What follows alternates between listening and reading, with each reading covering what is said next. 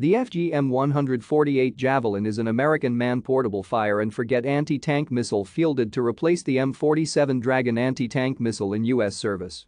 It uses automatic infrared guidance that allows the user to seek cover immediately after launch, as opposed to wire-guided systems like the Dragon, which require the user to guide the weapon throughout the engagement.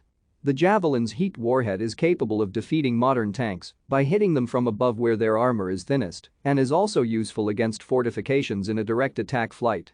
As of January 2019, over 5,000 Javelin missiles have been fired in combat. Javelin is a fire-and-forget missile with lock-on before launch and automatic self-guidance. The system takes a top attack flight profile against armored vehicles but can also take a direct attack mode for use against buildings, targets inside the minimum top attack engagement range, and targets under obstructions. The missile also has the ability to engage helicopters in the direct attack mode. Thank you for watching.